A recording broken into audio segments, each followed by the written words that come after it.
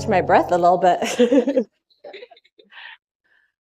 We are going to shift gears a little bit from under the sea, under the ocean, and back out onto dry land. And we are talking about the names of God today, God as Potter. You know, when I was little, I grew up in central London, and I really enjoyed digging in my backyard for buried treasures. I did this when my parents were gardening, so that they had already done all the hard work of kind of turning up the soil for me. And being that my backyard was in London, I often found some pretty interesting, cool things, or so I thought. I found lots of rusty old coins and pennies. I would find bottle caps and bits of glass. And more often than not, I would find shards, broken pieces of pottery. Pottery and clay have a rich history, and they're integral to lots of cultures, lots of civilizations all around the world. In fact, pottery is thought to be one of the oldest human inventions, dating back to tens of thousands of years ago. The earliest known ceramic artifacts are from the Paleolithic era. That's around 29,000 to 25,000 years ago. That stuff is old, right? Pottery shards are valuable for archaeologists for dating and understanding these different civilizations. The study of pottery helps to identify and reveal trade routes, technologies, ancient cultural practices. They tell us a lot.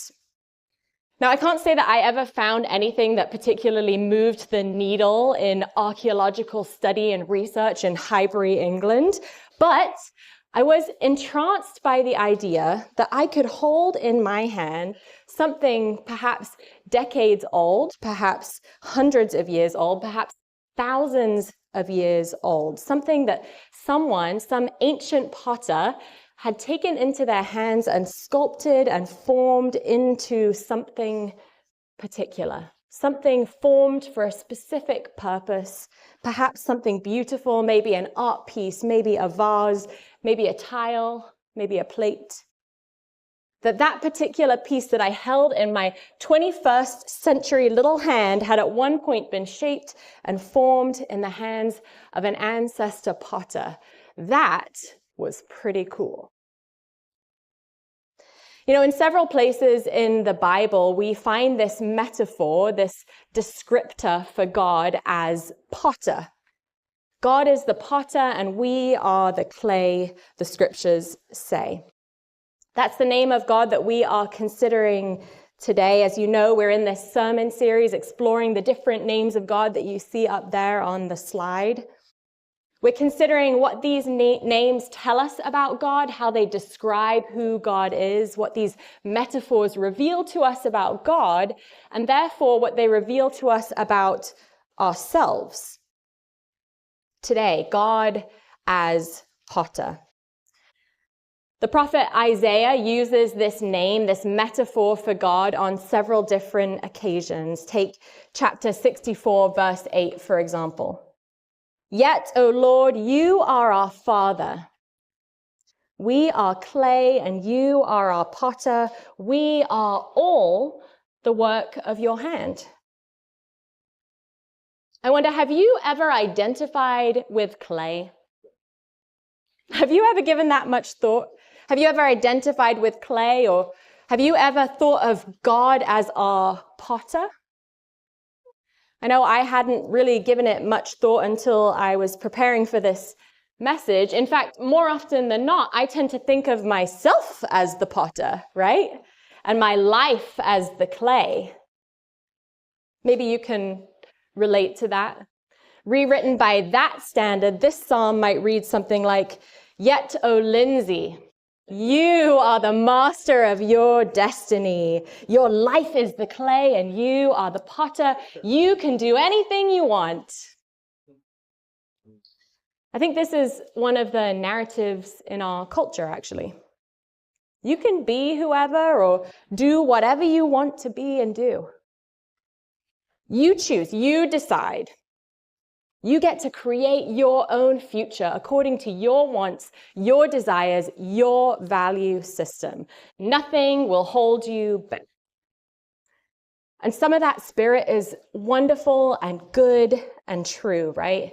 In America, we certainly celebrate and champion these stories of social and socioeconomic mobility, the American dream, the self-made people, the rags to riches stories. And in our demographic here in Allentown, most of us have an enormous amount of privilege and an amount of choice, an ability to shape our lives. Many of us, perhaps much more so than our parents and grandparents ever did, and maybe perhaps precisely because our parents and grandparents worked to enable that choice for us. Many of us feel the freedom to choose much more than generations past. We choose our colleges, we choose our professions, our vacations, our partners. We choose what to do with our disposable income. Not all generations had that kind of freedom. We choose our place to live. We choose how to spend our time. All of these things we do simply because we want to, not simply because we must. There's a lot of good in all of that. But I would say that there's also some spirit in our desire to be the potter, in our desire to be the creator of our future, shaping and molding our lives into our vision, which is not so wonderful and free. There's something in that desire to be the master potter, which stems from a desire for almost God-like power. Do we want to be God? Is there something in us that doesn't want to be limited or told what not to do or what to do? Something that doesn't want to be held to account or any kind of standard other than the one that we hold in our heart or in our life? Perhaps there's a little bit of that Adam and Eve who didn't want to be told which tree to eat from and which tree not to eat from, who wanted that kind of knowledge and power and control over their lives that God had.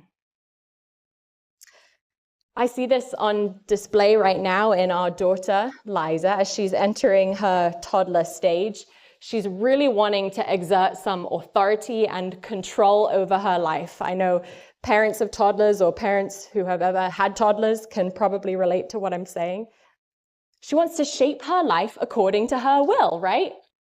And actually, as I've learned, this is perfectly healthy and natural and nothing to be concerned about. So Will and I are learning to both embrace that reality, to enable her to make appropriate choices and to have some autonomy over the things that she does. Yes, you may hold your entire yellow rock collection in your clammy hands as you ride in your stroller over to the library. That's fine. We'll allow it. But we also have to remain lovingly firm and boundaried around the things that she really shouldn't get to choose, right? No, you may not throw that rock collection at Mummy. And yes, you do have to brush your teeth twice a day. I know it's like the worst thing in the whole world every single time. But if Liza were the master potter, if she were the one who was truly shaping every part of her life right now, her teeth would almost certainly be completely decayed. Because she doesn't know or have that same perspective over her life and over the things that are best for her. Maybe the same is true for us. Yet there's this part of us that really, really wants to be the potter. Maybe more, there's a part of us that really thinks we are the potter, that struggles to submit to the idea that we are clay. But that's how the Bible refers to us. We, God's people, are clay. Let's turn back to Isaiah. Isaiah wrote to the people of Israel during a stormy period of expansion from the Assyrian Empire around them and the decline of Israel. Isaiah's prophetic words repeatedly warn God's chosen people of what will happen if they continue to act as the potter of their lives. What will happen if they continue to sin, to stubbornly go in their way toward their will. He warns them accurately that that way is only going to lead to destruction and captivity in the hands of their enemies. So Isaiah in several places reminds the people of God that they are not, contrary to how they're acting, the potter. Look with me at one of those moments. We're in Isaiah chapter 45, verses 9 through 12. Woe to those who strive with their maker, earthen vessels with the potter. Does the clay say to the one who fashions it, "What are you making?" Or, "Your work has no handles." Woe to anyone who says to a father, "What are you fathering?" Or to a woman, "With what are you in labor?" As a sidebar, I can attest that if anyone had asked me that question while I was in labor, it would have been woe to them. Back to the scriptures. Thus says the Lord, the Holy One of Israel and its Maker, "Will you question me about my children or command me according to the work of my hands? I made the earth and created humankind upon it. It was my hands that stretched out the heavens, and I commanded all their host." God is reminding his people, he's reminding us who he is, and therefore who we are. Who we are in relation to him. We are earthen vessels, clay in the potter's hands. I love Isaiah's reminder there in verse 12, drawing us back to the creation account in Genesis, right? I made the earth. I created humankind. I stretched out the heavens. You know, what is clay? It's dirt, right? It's mud. It comes from the earth. Clay is a raw material. It's in itself one of God's creations. It's organic matter made from the dust of the ground. Isn't that what we are? Genesis 2 verse 7 says, "Then the Lord God formed man from the dust of the ground, breathed into his nostrils the breath of life, and the man became a living being." Or as we say at funerals, quoting the scriptures, everyone goes back to the earth. For from dust you came, and to dust you shall return. You know, for me, some of these moments at funerals where I proclaim those words over those gathered and over myself, those are some of my most human moments. The moments where I'm most in touch with my own createdness, my own dustiness, my own clayness. To think of myself as dust and dirt and clay, and God as the potter, God as the maker, God as the creator, is literally, for me, a grounding thought. I wonder if it is for you as well.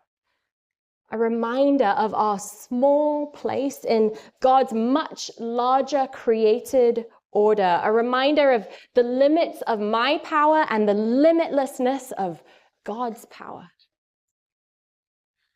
Friends, God is the potter, not us. And this is good news. As much as we would love to be able to know or even maybe determine the future, that is not our role. As much as we long to be in control of our lives and our children's lives and our spouses' lives and everyone around us' lives, that is not our role. God is the potter. We are lumps of clay. Now, there's a way of hearing that sounds or maybe feels even a little demeaning. Perhaps there was something in you that jarred when I said lump of clay. And yes, maybe I chose that language for dramatic effect. But as I prepared for this message, as I spent time with this metaphor, I found myself moved by the tenderness and care in this image. We've been talking about God, this transcendent, supreme being, the creator of the entire universe. Elohim, who Stephen preached about to kick off our sermon series, right? This all-knowing, all-powerful God. And that God is a potter. Do I have any potters in here? Anyone who took a ceramics class in high school? All right, we got a few of you.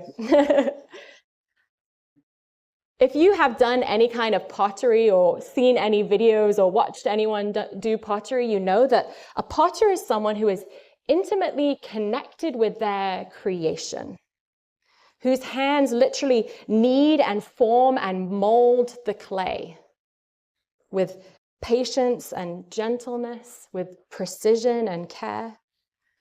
The potter works closely with his or her clay, right? Feeling its texture, sensing its potential, skillfully crafting it into something beautiful and purposeful.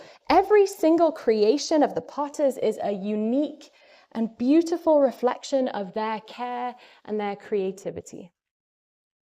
A skilled potter has a plan for what they want to create and knows exactly how to create that thing, but also works with the clay in front of them, allowing it to bring forth the most true, the most beautiful creation. A potter looks at a lump of clay and sees potential. That's how God sees us. That's how God is in relationship with us, treating us with that same kind of care, that intimately involved and connected to every aspect of our being and every aspect of our lives. Psalm 139 says that God created our inmost being and literally knit us together in our mother's womb. He knows our strengths, our weaknesses, our dreams, and our fears. And God constantly works as that potter to lovingly shape us, not with harshness or indifference from a distance, but with a tender care that understands our very being as only our Maker could. I watched a few videos of potters at work with their clay as I was preparing for this. Actually, we're going to hold off on that slide. But what I noticed is that a potter doesn't just work on the outer aspects of what they're creating, right? They have to work also on the inside. And often the work on the inside is far more important than what's happening on the outside. The potter has to work on that internal structure to enable there to be strength and integrity and beauty from within so that that structure can hold. And how true is that in our lives, right?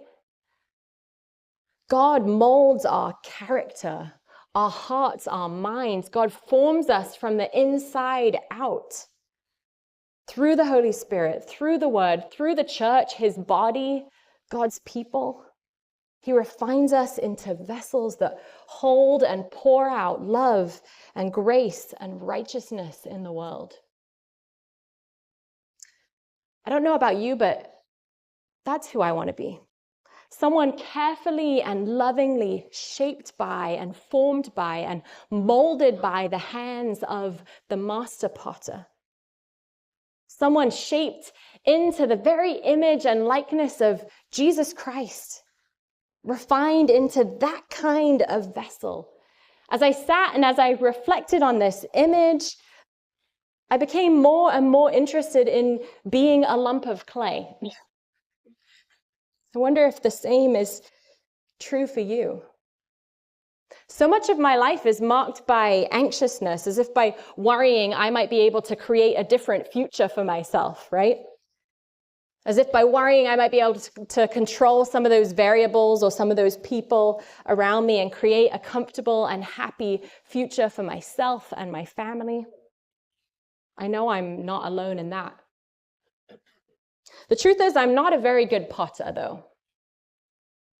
I can't really envision what I want out of the clay. I don't really know how to get there, how to make it happen. I get frustrated when I do it wrong and it turns out differently than I want it to look, and I'm tempted to just throw it away. I botch it because I'm not patient enough and because ultimately I am deeply selfish. I could go on, but you kind of get the point, right? I'm not a good potter. I'm not a good master of my own destiny. On the other hand, the scriptures offer us this other way to surrender to being clay in the hands, the loving hands of the maker of the world, the source of all goodness and beauty, of all love and justice, of all mercy and grace and kindness. That actually sounds pretty good. It sounds freeing. Maybe I don't have to be so anxious. Maybe I don't have to be in control. And maybe to some of you, it also sounds healing. I don't know who of you worshiping with us this morning or worshiping with us later on in your week are in a place where you're feeling like your lump of clay just got totally spoiled.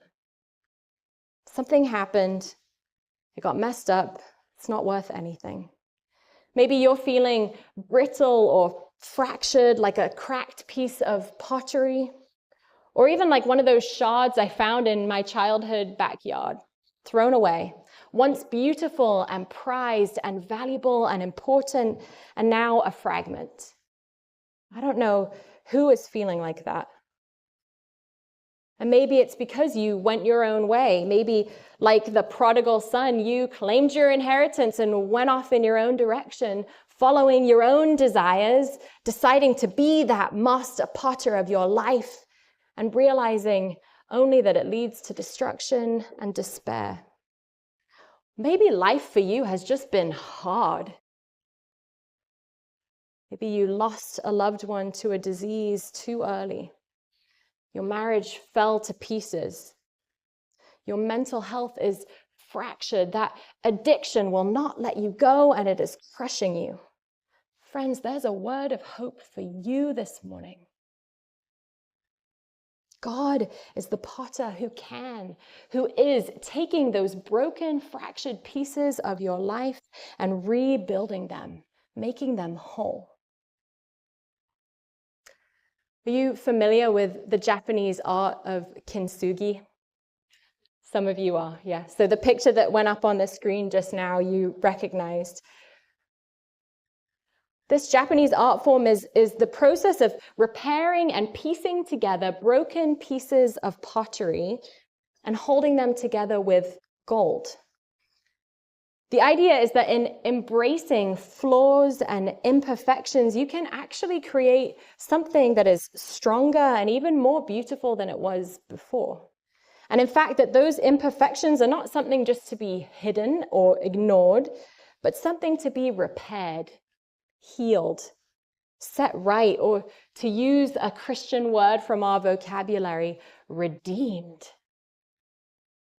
Not only set right, but set better than right. The same way that that cross once spoke of torture and depravity and death, and now to us who know Jesus sings out resurrection hope. This is the God, the master potter, in whose hands we are clay. God is the artist at work, forming and shaping and renewing and redeeming us. So as we come to a close here this morning, I want to ask you a few questions to help you reflect on this idea. Maybe you want to grab a pencil or jot something down on your phone if these questions speak to you. The first one is for those of you who are feeling brittle, chipped, cracked, maybe even feeling like you're crumbling beyond repair or you've been totally crushed. How can you surrender? How can you surrender to the potter's healing, redeeming hands and trust that he is shaping you into something beautiful? And then for all of us, Where have you been grasping at control in your life, trying to take on that God-like role for yourself? And where is God inviting you to allow him to be the potter once again?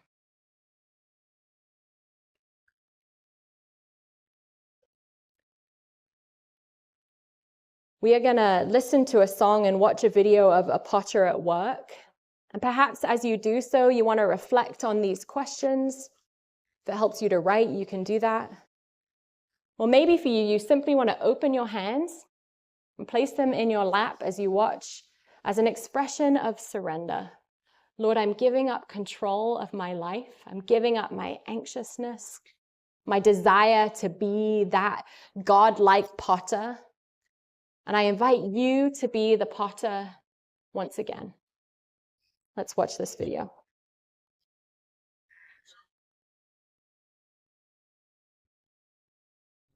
Change my heart, oh God. Make it ever true. Change my heart, oh God. May I be like you. Change my heart, oh God. Make it ever true. Change my heart, oh God. May I be like you. You are the power. I am the clay. Mold me and make me. This is what I pray. Change my heart. Come change my heart. Make it ever true. Change my heart, oh God. Come change my heart. May I be like you. You are the one. I am the clay. Mold me. This is what I pray. Change my heart, oh God. Make it ever true. Change my heart, oh God. May I be like you.